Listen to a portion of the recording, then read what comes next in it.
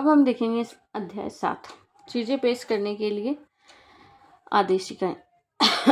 अभी तक तो व्यक्ति की हाजिरी के लिए आदेशिकाएं निकाली जा रही थी। अब किसी दस्तावेज या किसी अन्य चीजों को पेश करने के लिए आदेशिकाएं निकाली जाएगी। तो सबसे पहले हम इसमें समन को समझेंगे। सेक्शन 94 BNSS समन। जब कभी कोई न्यायालय या पुलिस थाने का भारसाधक अधिकारी ये समझता है कि किसी ऐसे जांच, विचारण या अन्य कार्रवाई के प्रयोजन के लिए, या तो न्यायालय या पुलिस थाने का भारसाधक अधिकारी किन चीज़ों के लिए आवश्यक समझता है, किसी अन्वेषण के लिए, इन्वेस्टिगेशन, जांच, इंक्वायरी और ट्रायल, इसके लिए, या फिर अन्य किसी कार्य के लिए, ठीक है, अन्य किसी कार्य के लिए वो ऐसा समझता है तो इस संहिता के अधीन न्यायालय अधिकारी के द्वारा, जो इस संहिता के अधीन न्यायालय अधिकारी के समक्ष हो रही है, तो वो क्या करेगा,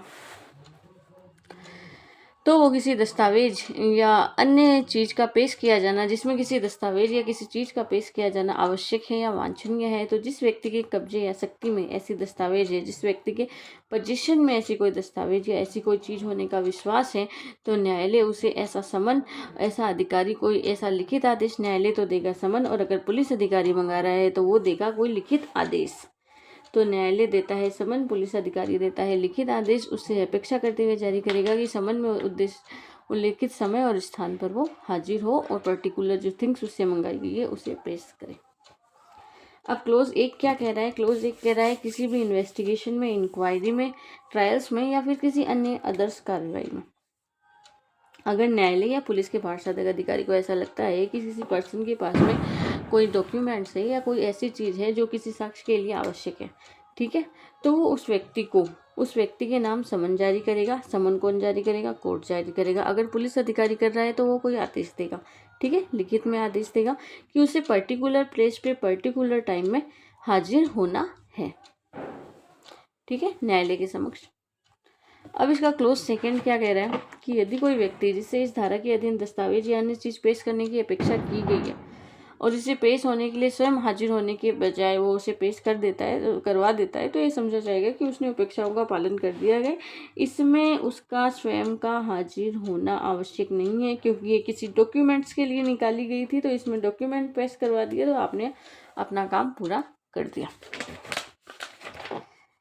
इस धारा की कोई बात, अब क्लोज 3 क्या कह रहा है कि इस धारा की कोई भी बात भारतीय साक्ष्य अधिनियम 2023, ठीक है, 2023 की धारा 129 और 130 तथा बैंककारी बही साक्ष्य अधिनियम 1891 पर प्रभाव डालने वाली नहीं समझी जाएगी।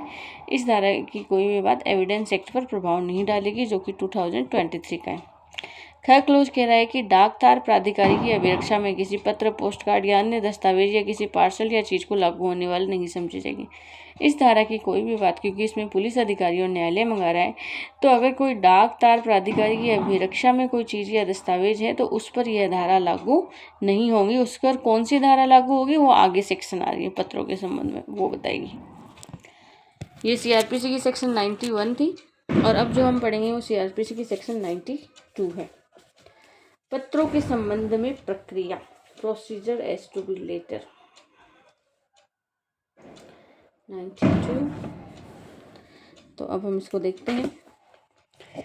यदि कोई, क्योंकि इसमें प्राधिकार किसी अन्य को होता है ना, यदि कोई जिला मजिस्ट्रेट, CJM, सेशन जज या उच्च न्यायालय, ठीक है, 4 अथॉरिटी होगी, DM, CJM, सेशन जज, हाई कोर्ट, को किसी डाक प्राधिकारी की अभिरक्षा में कोई दस्तावेज, पार्सल, चीज की इस संहिता के अधीन अन्वेषण, जांच, विचारण या अन्य कार्यवाही के प्रयोजन से जांच करनी है, ठीक है, अन्य कार्यवाही के प्रयोजन से चाहिए, और वो चीज किसकी अभिरक्षा में है? तो किसी डाक प्राधिकारी की अभिरक्षा में।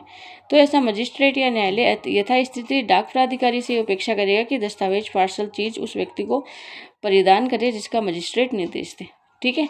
इसीलिए ऊपर के क्लोज 2 में लिखा हुआ था कि ये डाक तार प्राधिकारी पर लागू नहीं होगी, क्योंकि इसकी अथॉरिटी किसको दी गई है? DM, CJM, सेशन जज, हाई कोर्ट। उनको लगता है कि किसी डाक तार प्राधिकारी के पास ऐसा कोई दस्तावेज, पार्सल, कोई चीज़ है तो वो उसको उसे वो चीज़ देने के लिए अपने किसी अधिकारी को भेजेगा कि वो ऐसे किसी व्यक्ति को वो चीज़ प्रदत्त करे, परिधान करे उस चीज़ का।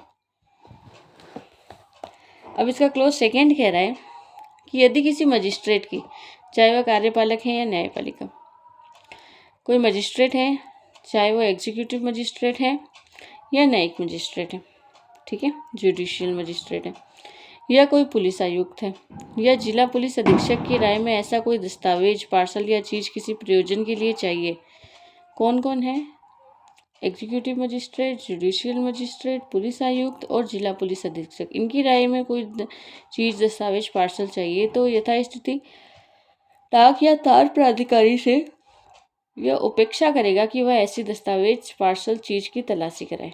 ठीक है, वो ये उपेक्षा करेगा कि वो ऐसी किसी दस्तावेज जो उसके पास उसे लगती है विश्वास करने का कारण है तो वो उसकी तलाशी करे।